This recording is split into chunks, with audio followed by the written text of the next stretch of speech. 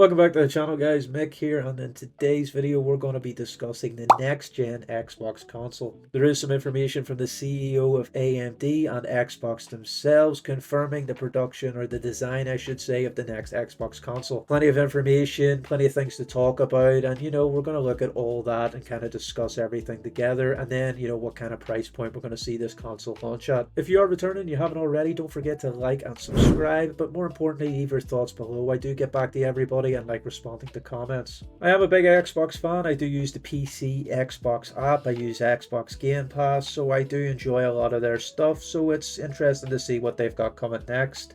Without further ado though, let's get into all this information and discuss what the next Xbox console might entail.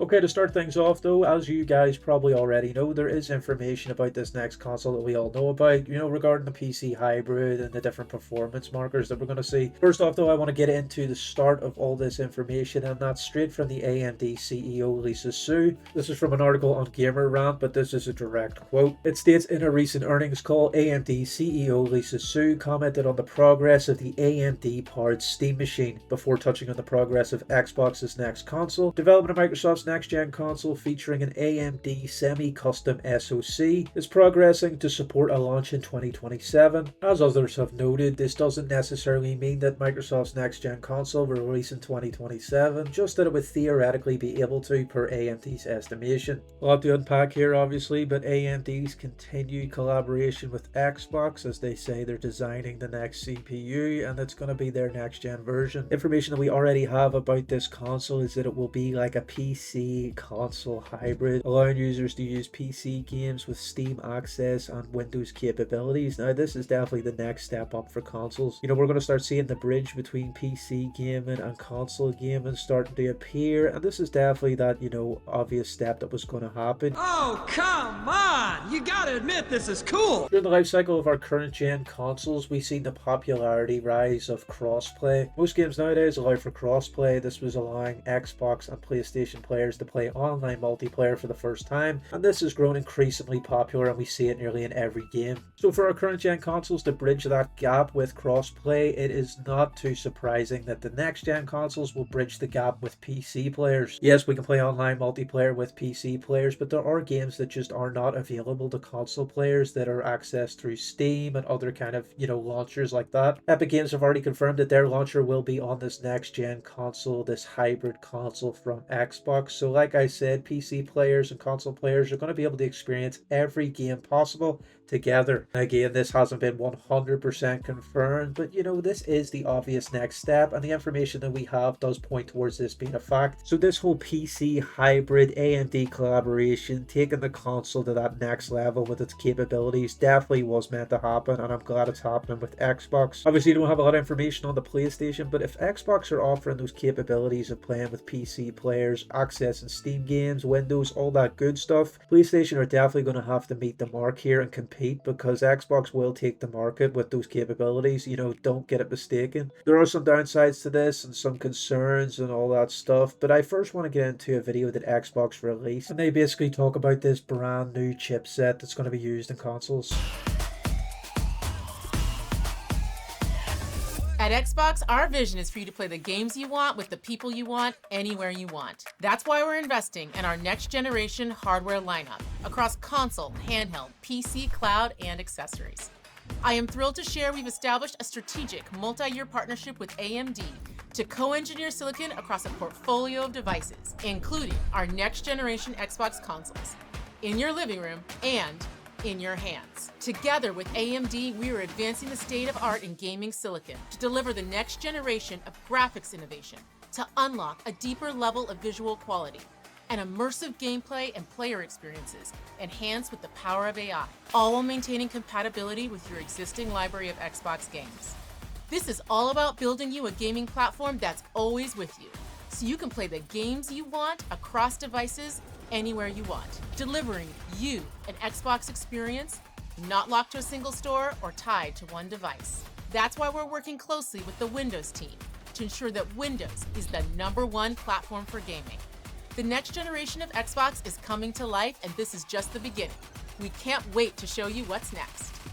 Okay, that was Sarah Bond from Xbox talking about the AMD collaboration and chipset. This was from 7 months ago, but it does kind of, lend to the information that we looked at earlier with AMD. One of the main things I noticed in the video was the words AI written on the chip that was used in the video. As we know from the PS5 Pro, using that upscaling technology and starting to, dip their foot into the pool of AI, so to speak. This isn't really looking good, for PC gamers. We already know that DLSS, upscaling technology, frame generation is being pushed and pushed and pushed with every new graphics card and game that's being brought out. This is just a way for them to kind of make up for the lost ground with poor optimization when it comes to developing these games, and we're going to start to see it in these new consoles as shown in the video. I don't like relying on AI too much. I think there's a lot of tools that it can be used for in gaming and consoles, whether it's hardware or not. However, I don't think we should start getting into this habit of bringing out frame generation and upscaling technology every time a game can't be optimized correctly. What's going on? Doctor.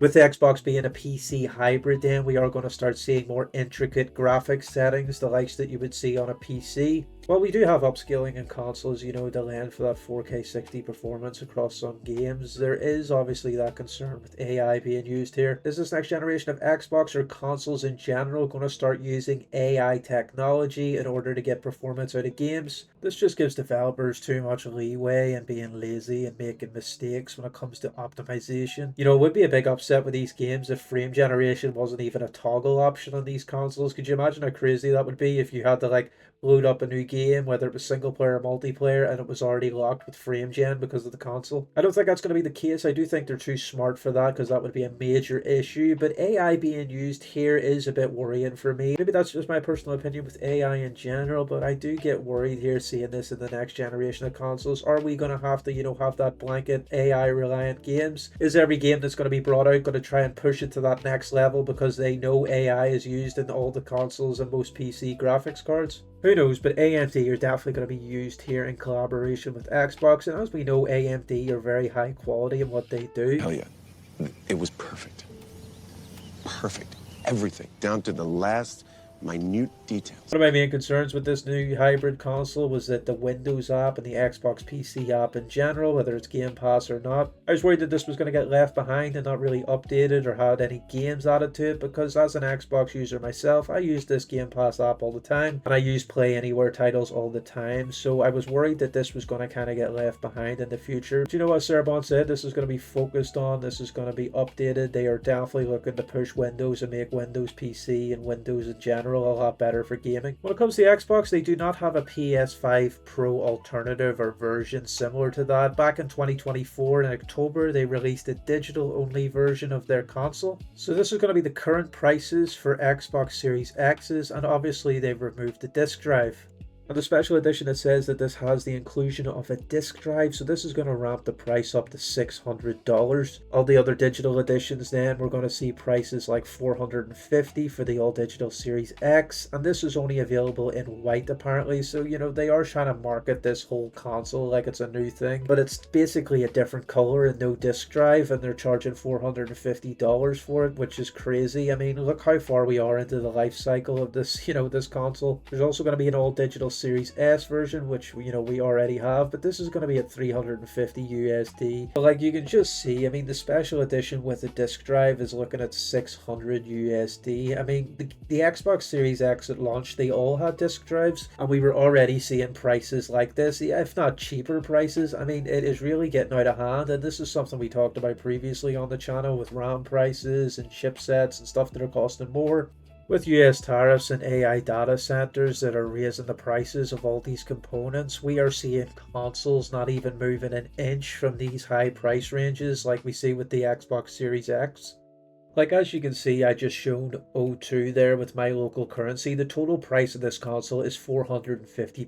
O2 obviously offering payment plans on this exceedingly expensive product. It's the exact same console without a disc drive, and they're charging more for the console than I paid for, and I pretty much got this console at launch. I mean, my Series X has a disc drive, so like, does that mean I can sell it for more than I bought it now? Like, this is completely ridiculous. And you can just see Microsoft are trying to get rid of these disc drives for consoles, and you can best believe believe this next generation console will not offer a disc drive. I don't see it happening. I don't even remotely believe it's a possibility. We'll just have to wait and see, but you can definitely tell Microsoft are trying to get rid of disc drives, and they're just trying to get rid of discs in general. I mean, with the Series X and the Series S, it's like, why offer all these backwards compatible titles for games that people already own if they can't play them? You're basically making people pay for a title that they have on disc again so they can actually play it on the console they have. You know, this is low tier behavior from Microsoft. You have all these discs and games you want to play on your console, but if you want to use your disc, you're going to have to pay them extra for the trouble. Gamers seem to be getting shafted a lot recently, and Microsoft are definitely not shy to joining in on that party. So this is just, you know, like I said, not great to see. Back onto this next generation of consoles, primarily the Xbox, which is codenamed Magnus at the moment. I don't know where that name came from, but that's, you know, kind of what people are going with right now. This is going to be an absolute monster in performance. As we talked about, it's going to be like a hybrid PC with all those capabilities. We're going to see a lot of graphical settings allowed to be tweaked. We're going to be able to get a lot more performance out of this console compared to what we have before. With that AMD processor, new graphics processing units, we're going to see, you know, more RAM being used, higher quality RAM being used. So it's just going to be an absolute beast altogether. Now, with all the things I've just mentioned and all the components that this console will likely include, you know, disregarding any leaks, but we do know it's going to be a higher end, you know,